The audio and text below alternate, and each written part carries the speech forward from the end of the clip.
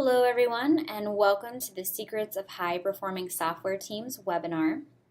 Today we're going to be discussing how high performing software teams become just that, high performing. We hope that after today's session you'll have some clear steps that you can take back to your organization to build software faster and with higher quality.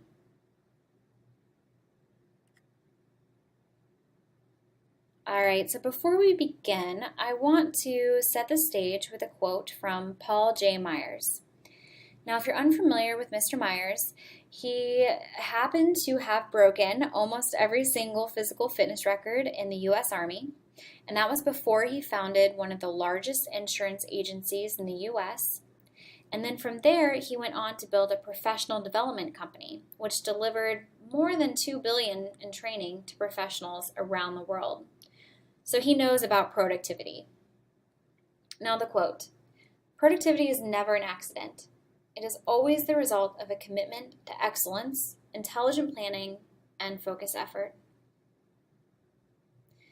So becoming truly productive, to truly realize your team's potential, it's never going to happen by accident. It's going to take work. So let me just take a moment and say kudos to all of you for attending this webinar, for coming, to join the discussion on high performance. For an agenda today, we're going to start by discussing the state of software development. Then we're going to move into high performing software teams. And then we'll finally end on high performing tools, for those teams. So let's get started with the state of software development today. Okay, so I'm sure you guys have all seen this quote before. Software is eating the world, and it really is. It's becoming an industry disruptor. It's the differentiator for companies today. If you don't have the software, you don't have anything. There's never really been a better or more important time to focus on becoming a high-performing software team because, again, software is key. Let's just take a quick example here of how software has sort of changed lives and is becoming, the differentiator. One I like to use is the smartphone. So can you guys remember life before the smartphone? How would your day-to-day activities be different if you didn't have your phone? When I think about this for me, I'd start off immediately on the wrong foot because my sleep activity tracker wouldn't be there to wake me up at the perfect point in my sleep cycle. I wouldn't be able to stream today's news from my speaker while I brushed my teeth. I'd have to wait for the weather report to scroll across the bottom of the morning TV show because I couldn't check my weather app, to see what I should wear for that day. Then, once I finally got out the door, I'd probably get lost or stuck in traffic because I couldn't use my, apps to navigate to find the route that has the least amount of traffic or the fastest route. Then lastly, I wouldn't be able to check HipChat. I wouldn't be able to see what my colleagues did on the other side of the world while I was sleeping. And then I couldn't give them an update before they went home for the day. So to recap, I'd be tired, less informed, lost, and probably late to work. And then my team wouldn't hear from me, until the following day. So that really does not sound like a day that I want to live. Smartphones and the software on it, they have revolutionized personal productivity.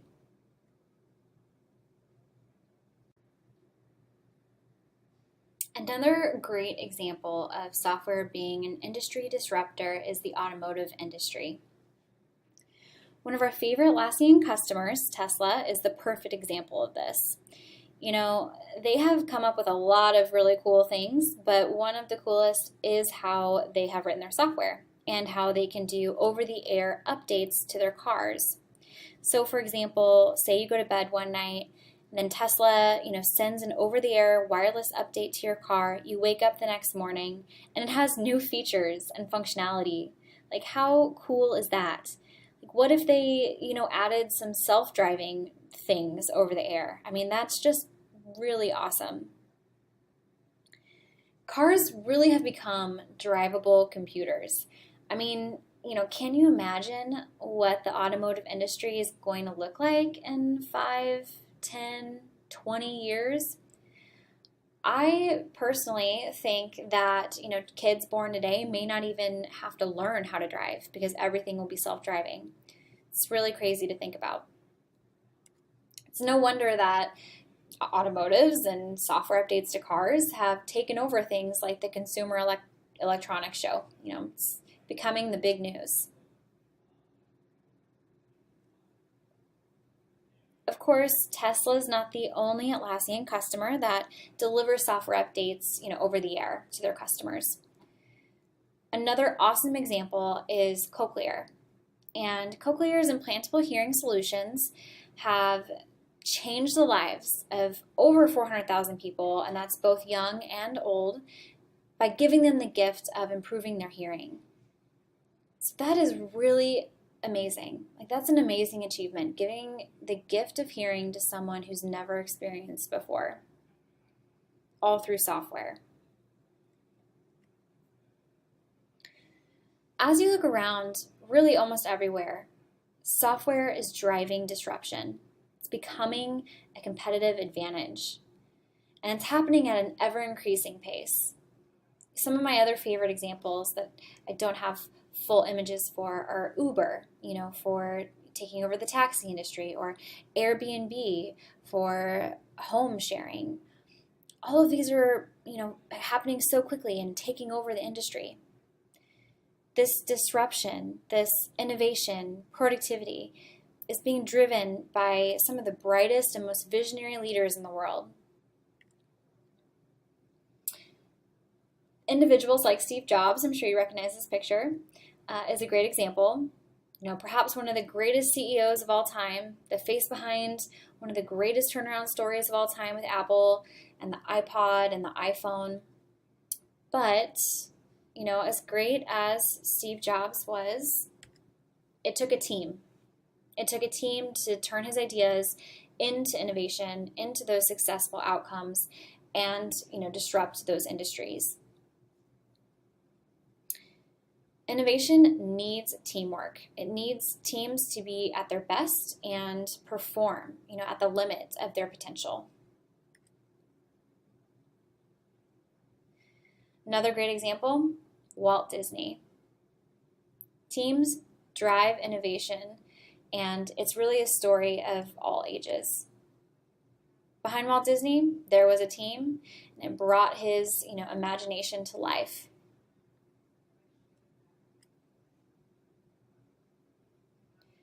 Software gives us new perspectives, experiences, it changes the way we work, and in today, it's driving innovation across all industries. Now, because of this, there's a lot of increased pressure on these software teams to perform and work under, increasingly complex environments or changes. It's a really non-trivial task to be a high-performing software team in this increasingly competitive environment. Now, to keep up with this relentless pace of demand, for innovation, software teams have to be quick. They have to produce high-quality software, they have to do it fast, and they have to delight their end users with impactful new features. And this not only requires, software engineers, but also product managers, QA, designers, marketing, and they all have to work together like clockwork. Success today demands high-performing teams. Now, we're not telling anyone anything new here when we say teamwork can be hard. We all know that. But there are some, specific things that have arisen that high-performing teams must overcome in today's world.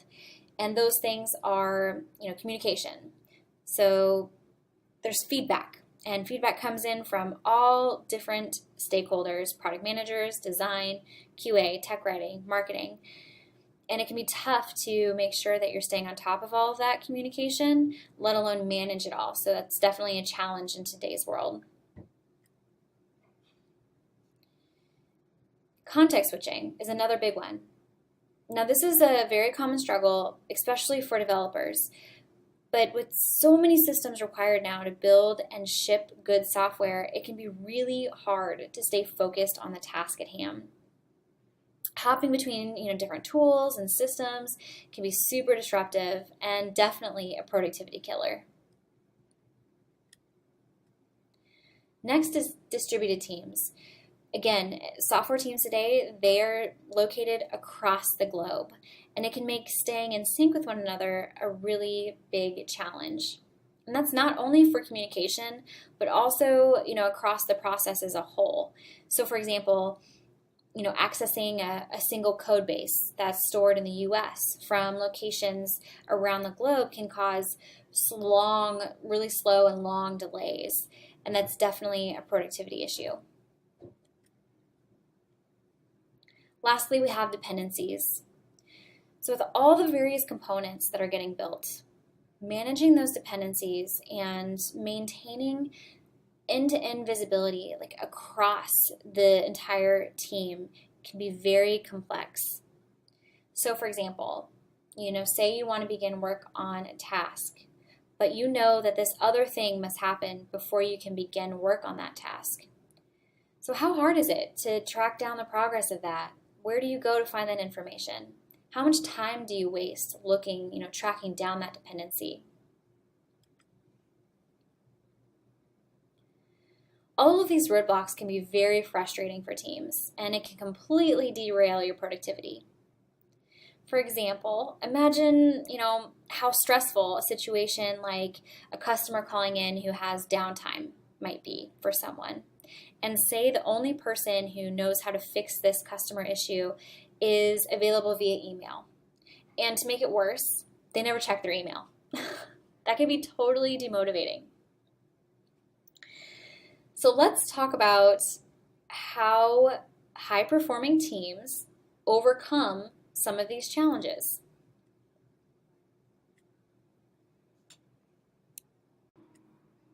Becoming a high-performance software team. Atlassian has been working with software teams for about 12 years, and they have found 3 key strategies that are used by high-performing software teams. Now, these teams apply all or a combination of these techniques to deliver quality software fast. Number 1, they embrace change. 2, they cultivate collaboration. 3, they balance autonomy and visibility. Now, while it's easy to put topics like this on a slide in a presentation, I'm sure everyone in this room realizes the enormity of these types of initiatives in a business. So that's why we're going to drill down into each one of these. All right, strategy 1 is embrace change. Now, what do I mean by that? I mean that high-performing teams are deeply agile, and they aren't afraid to make changes if it is going to optimize them for success. For example, when a new technology or a way of working emerges, if it emerges as a proven boost to productivity, then the team implements it or they try it out. They're constantly also seeking customer feedback, and when they receive contrarian feedback to what they're doing, then they change plans. So understanding the customer is really critical for software development teams to deliver that value, to their end users. And the best teams adopt practices and processes to constantly and consistently seek out their customers' feedback. So I have some examples here on this slide as to how they do that. And on the right, we have interviews. So regular customer interviews are really an effective method to gather customer feedback. These can be face-to-face, they can be remote, or they can be online. But the bottom line is they gather feedback and they incorporate that into their development. Another key item is measurement. And there's several ways you can measure and gather information from customers. Number one is Net Promoter Score. I don't know if you guys are familiar with Net Promoter Score, but it is a measurement that measures the loyalty that exists between a provider and a consumer. So how likely is it, that your customer will recommend your company, product, or service to a friend or colleague? So we get that information and then we score it based on a scale that's usually 0 to 10. So surveying your customers, systematically with something like NPS allows teams to benchmark themselves against industry peers. And this is going to give them, that high-level insight through a quantified score while gathering insights through qualitative comments. So this is a great way to gather feedback. If you're not using NPS, I highly recommend adopting it. Another way to measure feedback is through growth hacking. And so that is actually, modifying your product to gather insights from your customers as they use the product. So you can see, are people discovering your feature? Are they using it? Do they find it interesting? Things of that nature. So that is another great way to measure feedback from customers.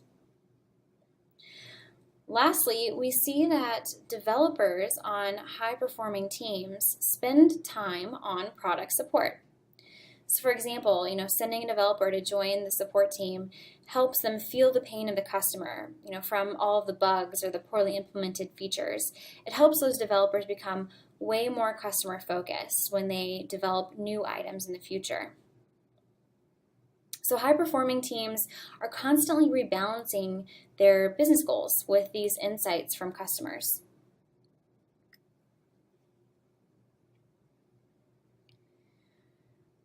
Next up is the ability to quickly adopt new technologies and really increase your momentum.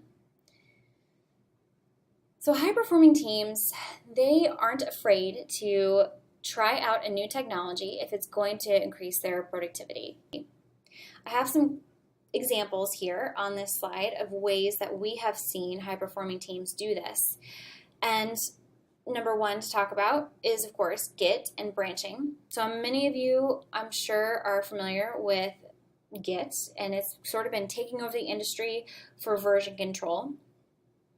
And development teams are really able to accelerate their work through Git's impact, on the fundamentals of software development on things like branching.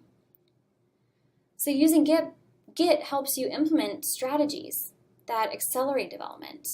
For example, the Atlassian teams, they use a feature branching workflow so that the developers can work independently on their feature development, while others can be confident to continue, to push their own features and bug fixes directly to customers.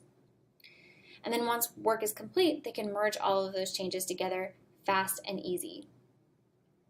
So the teams that are the quickest to adopt Git are the teams that, have increased their momentum the most. Next is deployment. So new technologies are, helping high-performing dev teams adopt new, better ways to deploy software. Some examples of technologies like this are Chef or Puppet, and they can be used to automate the deployment process. Also, new approaches to architecture, like microservices, are making deployments faster. So developers can deploy small, isolated pieces of functionality versus the entire application. And that really helps identify those, bugs or issues faster so that you can deliver faster. These changes and others are what has really allowed these software teams to accelerate their development pace and speed. Now, be mindful that not all teams will be successful with all of these technologies. Not every new shiny thing works for every application or every team. The message here is just to not be shy about trying out new concepts, embracing them, figuring out, do they work well for your team?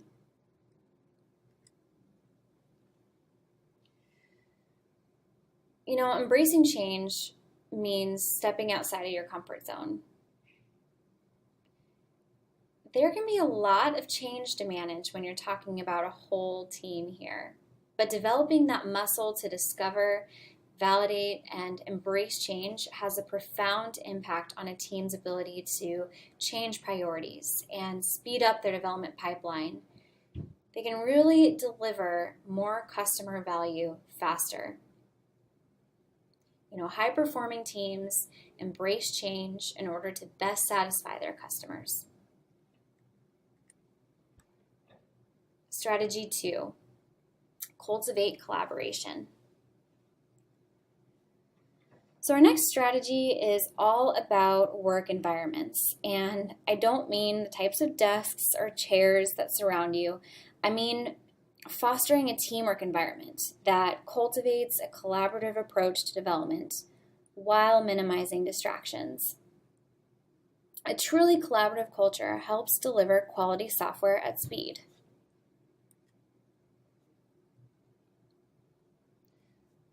Fostering an environment that encourages, individuals to write the best code of their lives is an environment that high-performing teams want to create and do create.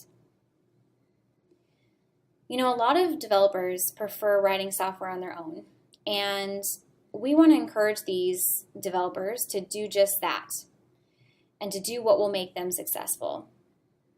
So some high-performing teams will lean deeply into things like pair programming, and other teams only selectively apply pair programming to complicated and important tasks only. You also want to enable that distributed environment, to support developers working on their own, writing software at their own pace, where they follow their own schedule. Maybe they code in the evening, or maybe they code in the morning. You just want to be flexible and, observe what works well for your engineers.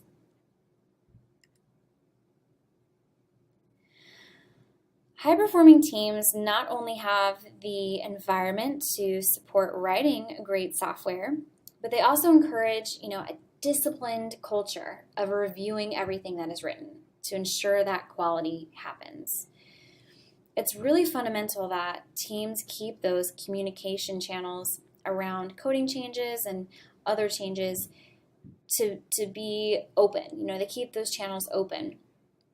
Changes to code cannot be seen as sacred, nor beyond review or intelligent debate. We want a debate to happen around our code changes because that's going to improve that code quality.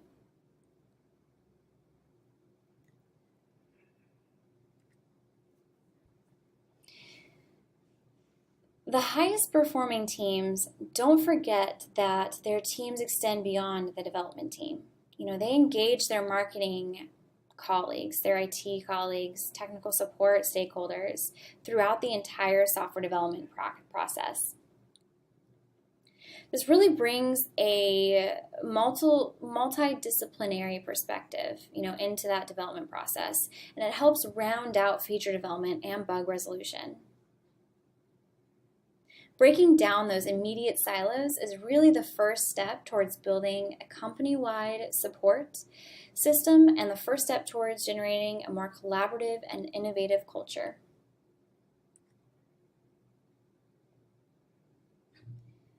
Lastly, again, you want to be open.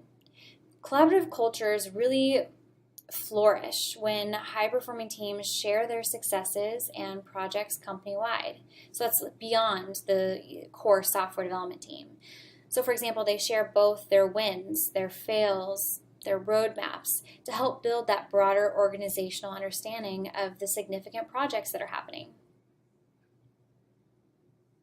Simple practices like these build organizational understanding and it increases focus, across otherwise disparate stakeholders. So everyone knows what's going on. Everyone has a stake in what's happening.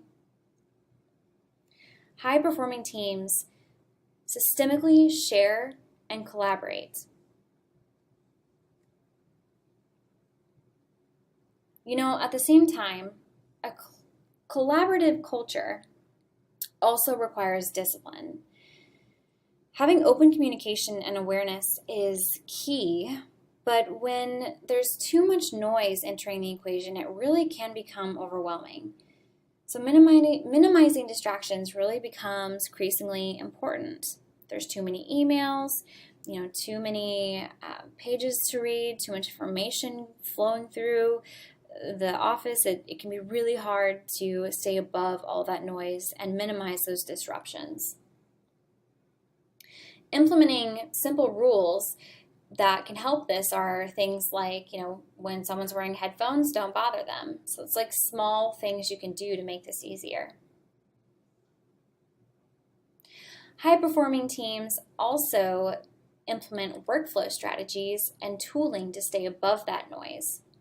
So they only switch their attention when someone is directly asking for it or mentioning them. They watch only the documents that apply to them and their day-to-day work. Most importantly, they minimize context switching by staying in tools where most of their time is spent.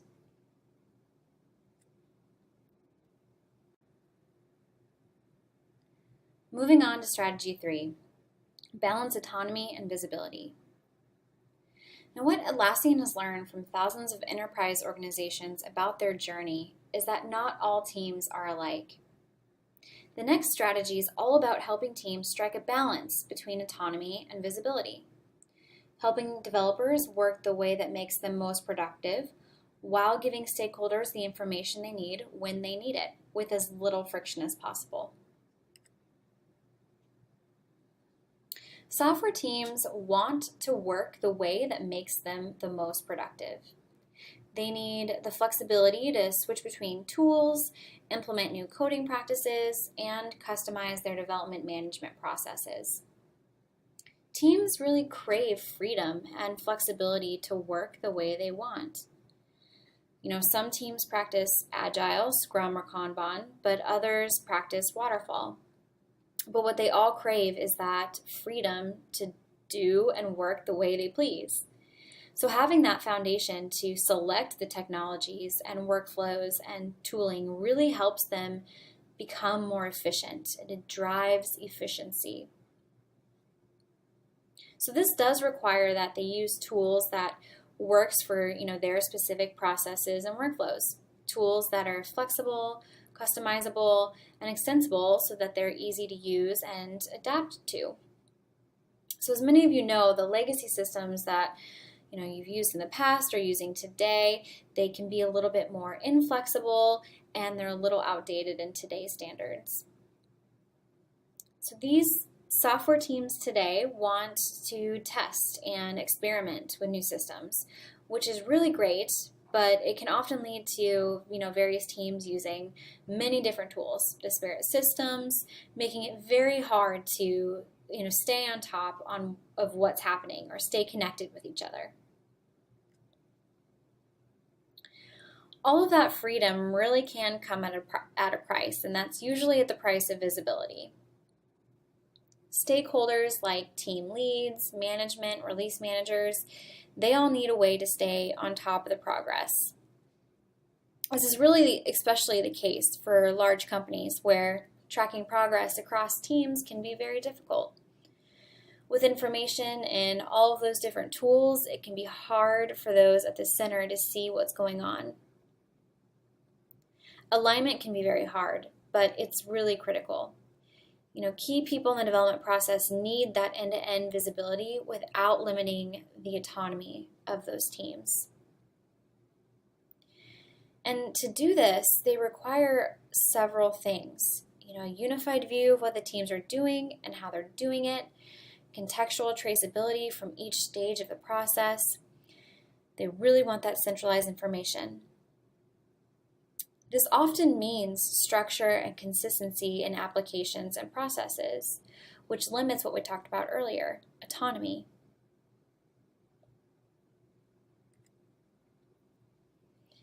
Similar to cultivating collaboration, striking a balance between that minimizing distraction while boosting collaboration, this is very similar. So high-performing teams, they have found a way to strike that balance between autonomy and visibility. They give that end-to-end traceability while giving software teams the ability to choose how they want to work. Most enterprise companies actually struggle with finding this balance between autonomy and freedom, which is what teams want, and that end-to-end traceability, which is what management wants. So this really is sort of like the enterprise dilemma, is having to choose between autonomy or visibility. It can really become a battle, like a battle of standardization of the enterprise.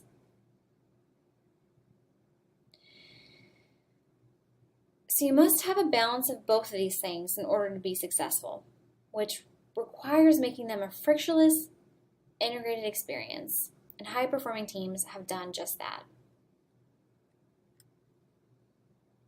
So to review, going back full circle, back to our strategies to overcome typical software team challenges, we squash communication issues by fostering a collaborative environment and minimizing noise. We manage dependencies with modern practices and technologies. We select tooling that empowers your team to work the way they want while giving stakeholders the visibility they crave. Now, by now you might be thinking, okay, this all sounds great, but I can't just snap my fingers and make this all happen overnight. And you would be correct. It can be really tough to do this, tough to implement one of these strategies, let alone all of them at once. That being said, there is good news here. It can be made easier, and it can be done through software. And that's where Atlassian tools come into play. Let's move on to tools for high-performing teams. Tools for high-performing teams. Atlassian really is the only company that's providing both autonomy and visibility into the software development process. They are the standard for teams who need the best of both worlds. Atlassian tools are flexible, extensible, and give teams the autonomy that they crave. They can customize, the products to fit their workflows, their environments, their processes, and they can use the extensibility to connect with their existing tools that they already have in place. Standardizing on Atlassian tools does not mean that you force your teams into a one-size-fits-all solution. Some of our customers have hundreds of different workflows, for example, in Bitbucket or Jira, and that really accommodates how each team prefers to work. They can set up how they work best in these tools. Before we get into the products, I do want to talk a little bit about Atlassian's approach to building great software. So just some quick background. There's currently more than 1,300 Atlassians working in offices across 6 locations, headquartered in Sydney, Australia. And their mission, Atlassian believes that behind all great human achievement, there was a team. It was the result of teamwork. Even where we celebrate lone genius, there are always teams working hard to make those great ideas real. Flight, landing on the moon, the eventual cure for cancer, all advances that were made possible by people working together. So it's a belief that inspired Atlassian's origins. Atlassian makes software for teams, and their mission is a simple one: to unleash the potential in every team.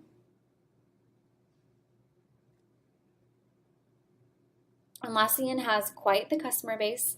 They are 50,000 customers plus strong, and their customers are innovating in every industry, empowering their teams to do great things.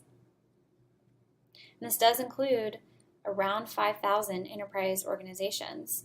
78 of the Fortune 100 fall in as Atlassian customers. So what does Atlassian do for teams? Well, they help organize, discuss, and complete work. They offer flexibility to support teams at every stage of the modern development adoption. They encourage collaboration through your process, and they provide that autonomy and visibility for stakeholders.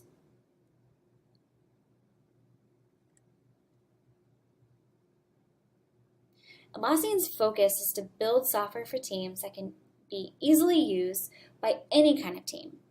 So every organization is different, we know that, and their products are designed to be highly adaptable so that they can fit into any process. They're built for teams, easy to use and adopt, very, very versatile, and they're integrated and open. So again, you can tie into existing tools and processes. For software teams in particular, Atlassian tools help plan, track, build and ship software faster.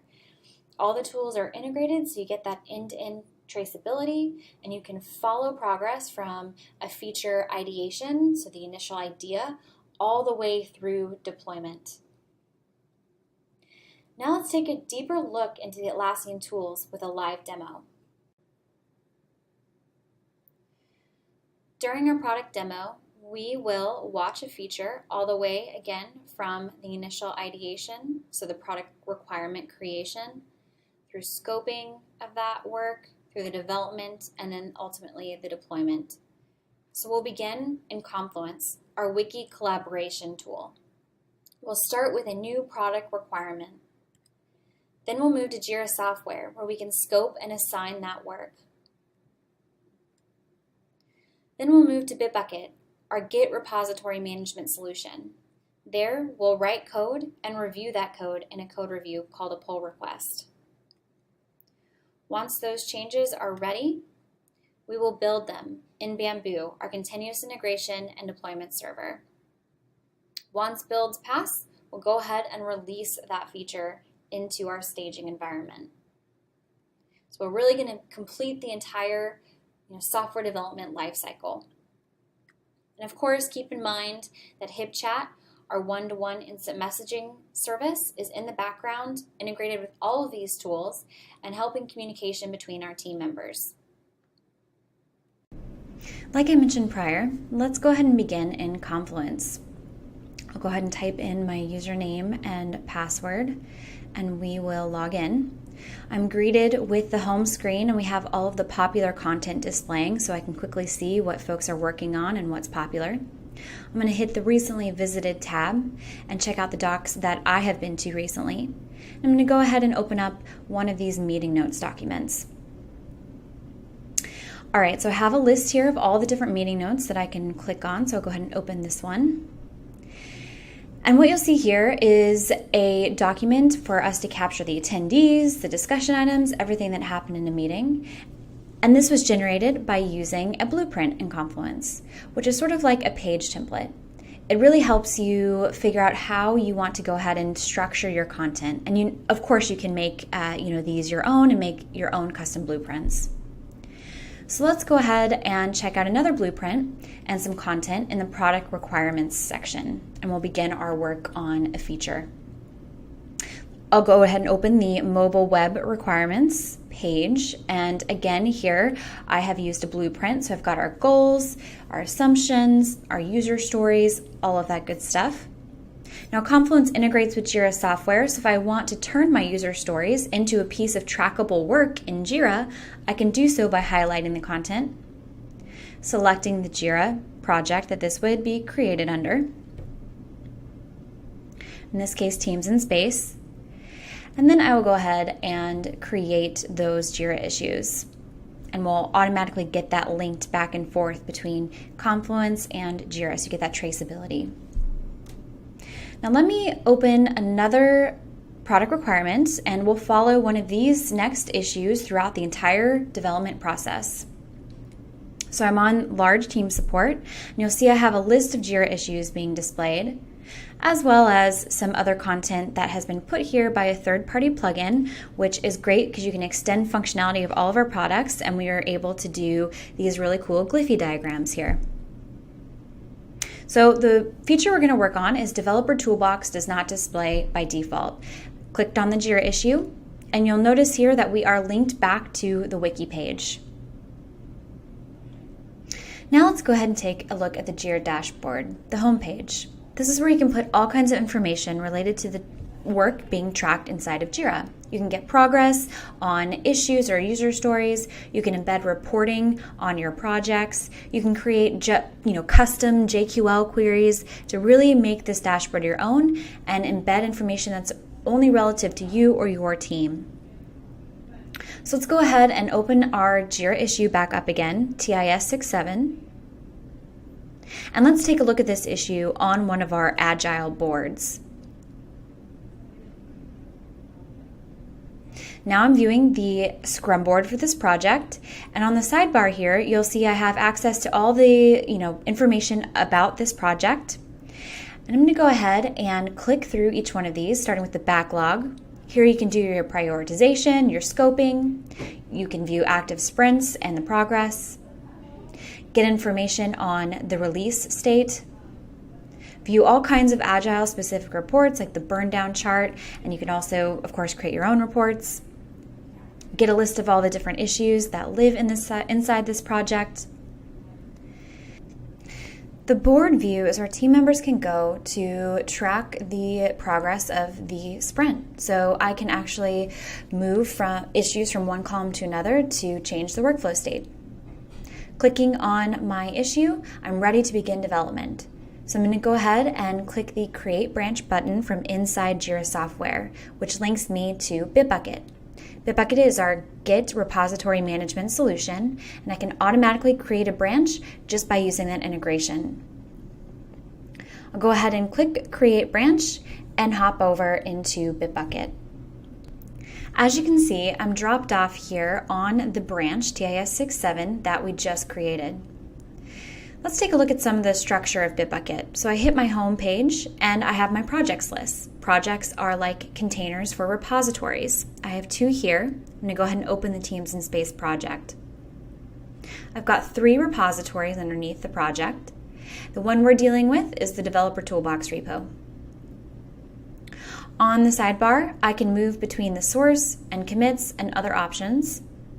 On the commits page, I'm going to go ahead and navigate back to our branch, TIS67.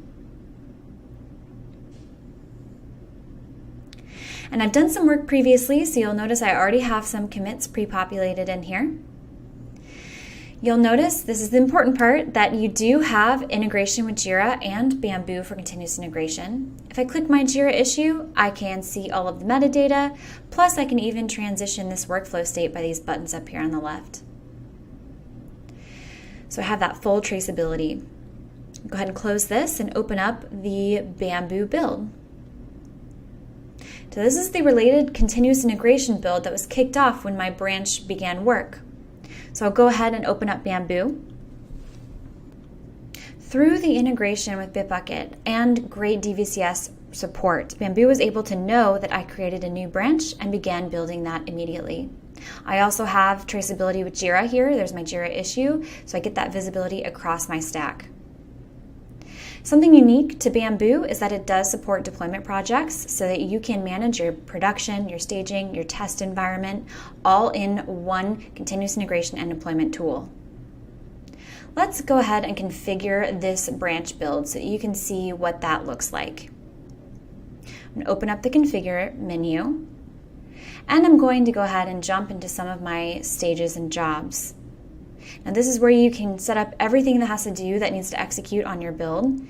And something great about Bamboo is that it has tons and tons of built-in build tasks. So you don't have to go out there and install third-party plugins. It's all right here for you. We've got Amazon integration out of the box, including AWS Code Deploy, and lots of other analytics tools, command line tools, anything that you really should need to build. One awesome integration, of course, is the Docker integration. Go ahead and close out of this. And let's use a different navigation path to head back into Bitbucket. So use our application switcher. And I'm going to go ahead and use the repository dropdown to go back into my repo. I'll open up my branch again. And I think it's time to go ahead and merge these changes that we've made back into master. So I'm going to create a pull request for that and get my team members to review my code. I know we talked about code reviews earlier and how important that is. I want to merge my feature branch into our master branch. So I select my feature branch, and here I can see the different commits and the changes that were made between these two branches. Go ahead and click continue. Creating my code review, so I'll put in a description. And of course I need to add some of my teammates to review my changes. So I'll add Kevin here, and we'll go ahead and add Max. And I will hit create. Now these guys have already been reviewing my code, so you see I have some activity here on this overview screen. This is the activity stream, so you can see any changes or comments show up here in this stream, and you can take a quick action from this location if you'd like. A couple more things to notice on the overview tab is that I have my Jira integration and I have my Bamboo integration showing up. So that's very important. You get that visibility and that traceability throughout the development process. Up at the top, I have my reviewers listed. You can see Kevin's already checked off here. And I do require that at least one reviewer has approved changes. You can set up rules in Bitbucket for that. If I'm viewing the diff screen, I can review the code easily by collapsing the tree menu and get more room. And you'll see here that Kevin has commented in line on my change, and I can reply to him and get that collaboration going, get that review going. So I'll go ahead and write a quick reply and comment back to him. He's going to get notified that I have responded.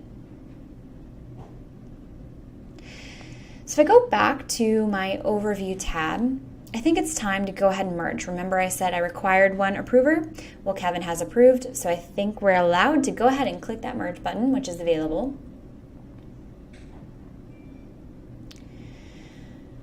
And we will merge this change back into master. I can have the option to put a message in here if I want. And it's done. I have merged it. With the integration with Jira, we can do some cool things here. We can either make this transition happen automatically with triggers, or I can change the workflow state by clicking the button here on the issue. So I've changed it to code review passed. Jumping back into Jira, you can see that the transition has happened. Let's take a look at the Bitbucket integration. I'm going to open this back up on the board and view the development panel. Here I can see the Bitbucket details as well as the Bamboo details, even the environment it's deployed to. So now I'm viewing the commits that are related to this issue. Finally, let's take a look at the release hub. Now this is great for anyone who needs a high-level view of what has happened, for the release. So if I open up my 3.0 version, I can get a high-level view of all the issues that are in the version, including the one that we just completed, TIS 6.7. You can see it's closed there. Issues that are done and are issues here, issues in progress. So you get that high-level view, and that also includes the visibility and integration with Bitbucket and Bamboo all on this screen. As we saw in the demo, Atlassian tools really give teams, the ability to implement the 3 strategies that we talked about earlier. They can implement modern software development practices and really embrace change. They can collaborate while reducing overhead noise. You can reduce that context switching. And then, of course, balance autonomy with visibility with all of the customizations and traceability features. All of these strategies, they're going to help teams smash through those challenges that we discussed earlier. You can stay connected with your team no matter their location, reduce that context switching, and manage those dependencies. So let's take a quick look at some Atlassian customer examples. The first one I want to highlight is Autodesk. They use Atlassian tools to empower their development and design the future. Another awesome example is Twitter. Of course, they help 300 million people worldwide exchange ideas daily, and they're using the Atlassian suite of tools to power their software development. You can find more customer examples, videos, and stories at Atlassian.com/customers. Thank you for your time today. I wish you all the best in your search for high performance and hope we can help you along the way.